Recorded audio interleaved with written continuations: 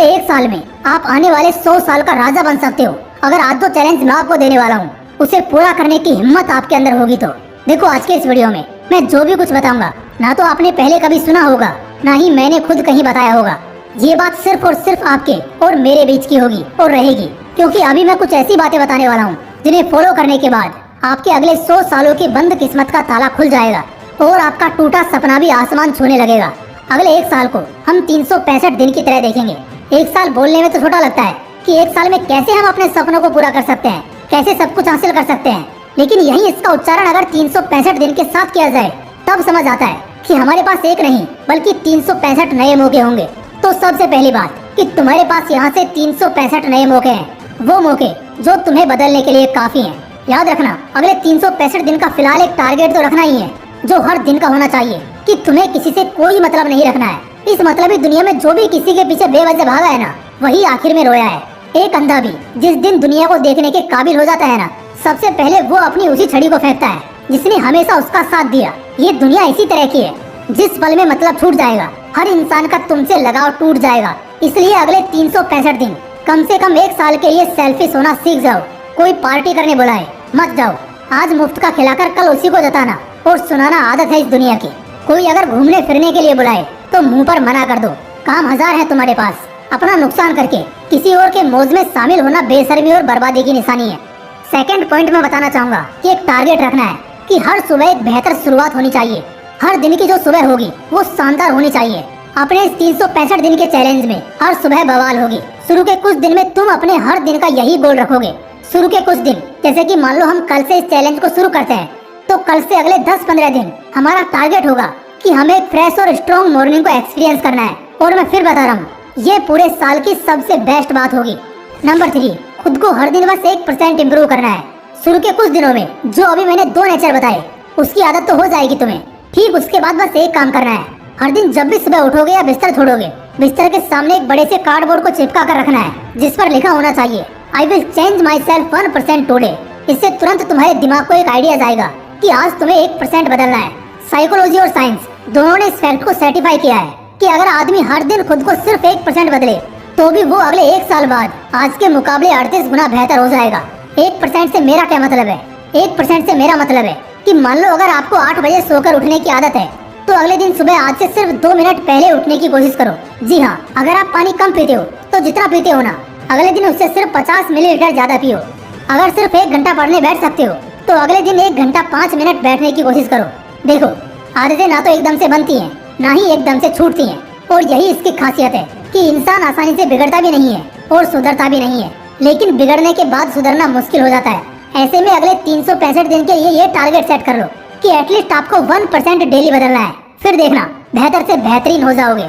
Point number 4, हर हफ्ते के लिए कोई मिशन प्लान करो।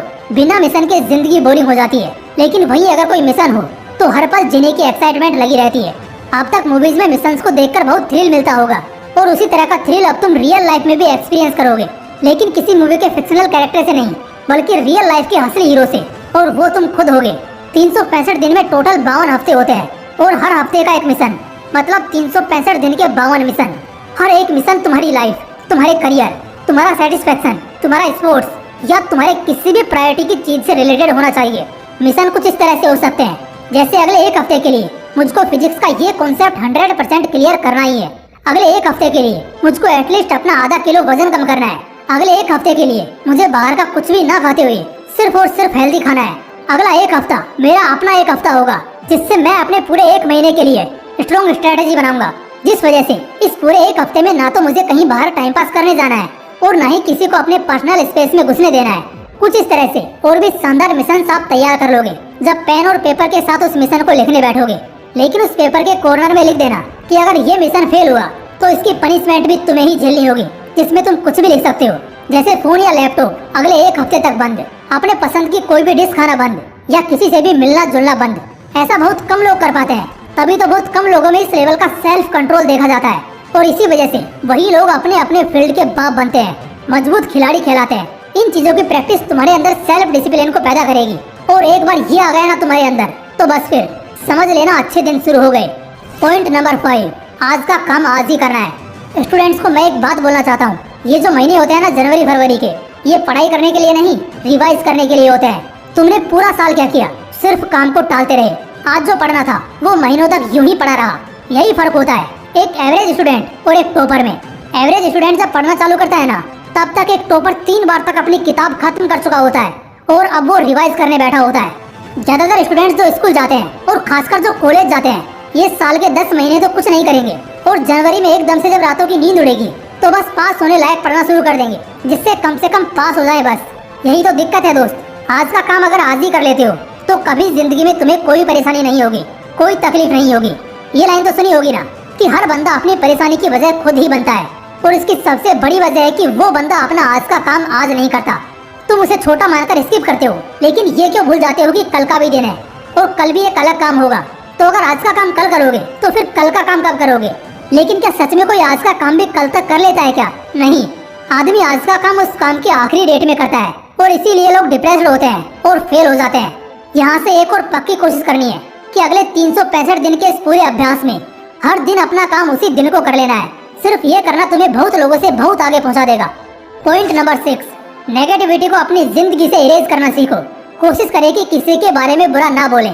सिर्फ इतना करने से ही आप आधे से ज्यादा आबादी से कितना आगे निकल जाएंगे, ये आप खुद भी यकीन नहीं कर पाएंगे।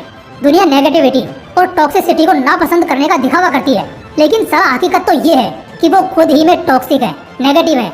जब तुम हमेशा अपने बारे में गलत सोचोगे कि तुमसे ये नहीं हो पाएगा, हमेशा दूसरों की चुगली करोगे, तो ऐसे में घंटा तुम जिंदगी में कुछ उखाड़ पाओगे। अगले 1 साल तक हर दिन सुबह उठने से लेकर रात को सोने तक किसी के बारे में भी गलती से भी गलत नहीं बोलना है। जो इंसान दूसरों के लिए जहर बनाता है ना, वो खुद ही पहले उस जहर से तबाह होता है।